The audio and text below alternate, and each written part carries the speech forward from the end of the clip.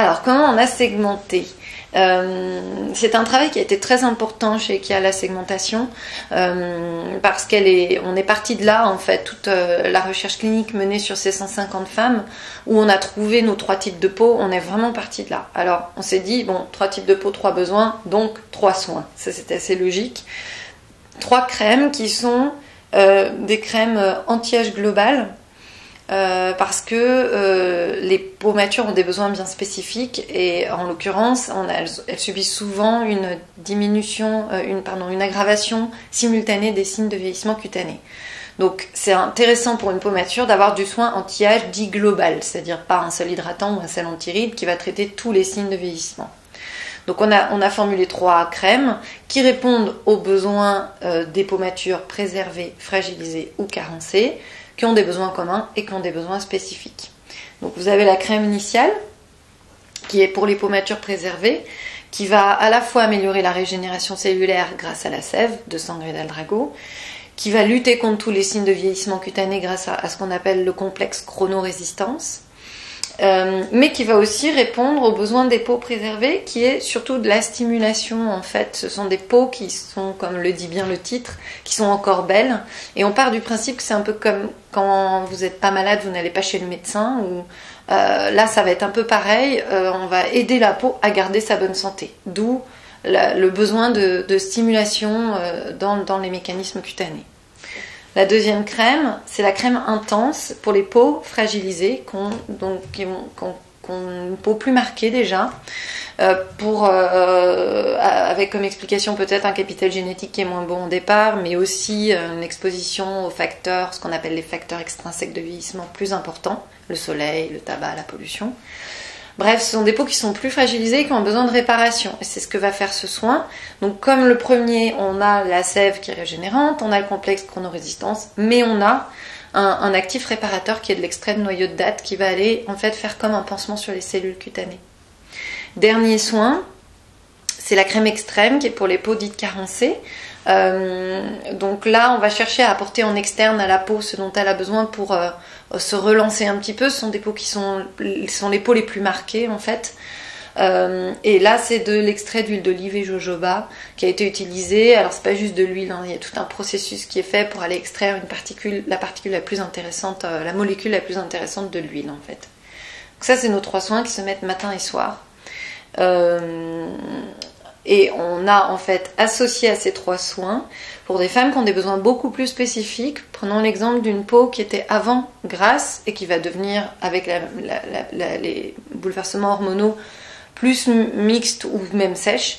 Elle va avoir gardé une peau qui est peu ridée, parce que les peaux grasses ont la chance de moins rider que les peaux sèches. Par contre, elles subissent plus l'attraction terrestre, donc elles vont plus se relâcher. Et donc, typiquement, ce sont des femmes, par exemple, qui seront en crème initiale et qui pourraient utiliser, pour traiter principalement ce problème de relâchement cutané, le sérum fermeté. Donc, en fait, avec les 2 sérums, on a un sérum fermeté et le sérum éclat, on va aller cibler un problème très spécifique. Et donc, on associe sérum et crème quand on veut cibler ce problème. Et puis, dernier né, en fait, ce sont les soins yeux chez Kia. Alors, 2 soins yeux. Un baume regard, qui a une texture qui est très onctueuse et qui va aller vraiment réparer le contour de l'œil et qui fait un peu tout à la fois, qui est un anti-poche, un anti-cerne, un anti-ride et un anti-relâchement. À chaque fois que je vous dis anti-poche, anti-cerne, on a un actif derrière. Ça, c'était très important pour nous, pas faire de promesses en l'air. Et puis on a un petit produit qui est le gel lift paupières, qui est celui-ci, qui en fait va travailler sur un problème que rencontrent 9 femmes sur 10 passé 50 ans, qui est le relâchement de la paupière supérieure, qui fait souvent un regard un peu fatigué, plus fermé. Et donc là on a un effet liftant immédiat et un effet liftant plus sur le long terme, mais on est vraiment sur le lifting de la paupière. Voilà pour la gamme. Alors, la distribution, c'est quelque chose qui est assez compliqué et qui intéresse différentes sortes de points de vente. C'est aussi difficile parce que tous les points de vente sont en train de se positionner par rapport au bio, donc nous on essaie de suivre. Mais en l'occurrence, on est majoritairement référencé dans des points de vente de cosmétiques bio plutôt moyen de gamme ou haut de gamme. et on est également dans les grands magasins comme le Printemps.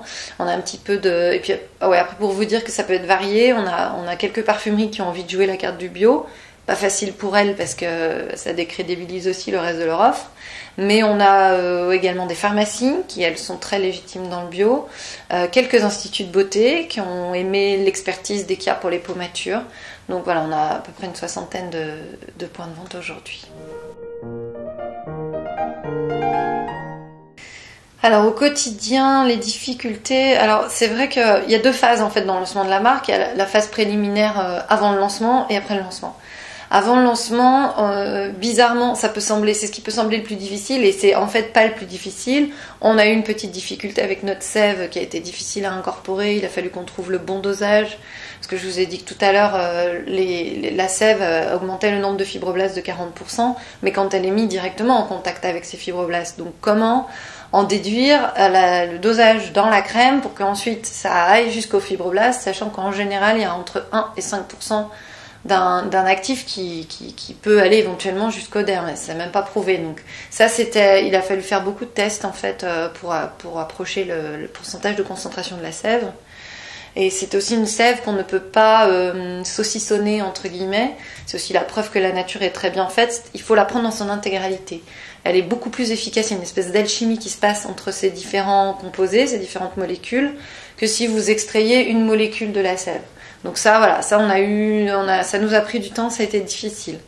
Mais le plus dur en ce moment, c'est plutôt de choisir sa distribution. Ça, c'est très difficile. On se pose beaucoup de questions et il y a très peu de réponses.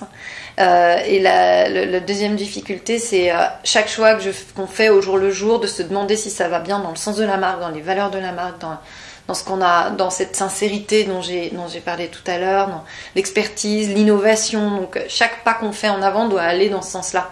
Et c'est vrai qu'il faut l'avoir toujours en tête parce qu'on se surprend vite à faire des détours. Et je pense qu'une marque doit être vraiment intègre. Et ça c'est très très important. Et c'est ça qui est difficile au jour le jour dans la marque, je trouve. En quelques mots, le marché de la biocosmétique, je suis plutôt positive. Je trouve que on voit de très belles choses arriver sur le marché aujourd'hui. À la fois la distribution se structure, également les marques montent en gamme, et je pense que c'est important. C'est une tendance, c'est même une tendance de fond pour le naturel, même plus que pour le bio. Je pense que c'est une tendance, la tendance du naturel est un peu plus importante, entre guillemets. Maintenant, à mon avis, il y a deux choses primordiales auxquelles il va falloir faire attention si on veut continuer de croître. Si le marché veut continuer de croître, c'est que justement les marques continuent de monter en gamme, réfléchissent aussi en termes d'efficacité et plus uniquement en termes de bien-être, et arrivent à se vendre en disant avec et pas uniquement sans, parabènes, phénolphétanol, etc. Pour moi, c'est primordial. Deuxième chose, il est très important que les marques de cosmétiques aient un discours, uniformisent un petit peu leur discours. Enfin, en tout cas, qu'on arrive à faire passer des messages plus clairement qu'aujourd'hui, où c'est vrai qu'on annonce des pourcentages de bio qui, selon les référentiels des marques, ne sont pas les mêmes. L'eau dans le soin est comptée ou n'est pas comptée dans le bio. Tout ça, ça doit être extrêmement compliqué pour quelqu'un qui ne connaît pas le marché du bio à comprendre pour une consommatrice ou un consommateur. Et je pense qu'il faut absolument qu'on clarifie ça parce que c'est un frein très important à l'entrée à l'adoption de nouveaux consommateurs en fait. Et du coup, j'attends beaucoup de voir ce qui va se passer avec les nouveaux référentiels Cosmos, Nature, qui pour le moment ne sont pas partis pour s'entendre. Donc ça, c'est un point pour moi de vigilance extrêmement important. Des scoops, alors il y en a un tout frais, c'est que Ekia va rentrer dans une semaine chez Bio Beauté Bio, donc l'enseigne qui est la branche beauté des Naturalia Beauté Bio, qui devient d'ailleurs Mademoiselle Bio en même temps, donc voilà, tous ces événements-là en même temps. Et puis pour 2011, on prépare le lancement d'une gamme de démaquillants. On prend notre temps parce que ça a l'air tout simple et en fait c'est pas facile du tout de développer une belle gamme de démaquillants. Et puis on va probablement commencer l'export avec Ekia. Il se pourrait que le Japon, la Scandinavie et quelques autres pays européens lancent Ekia l'année prochaine.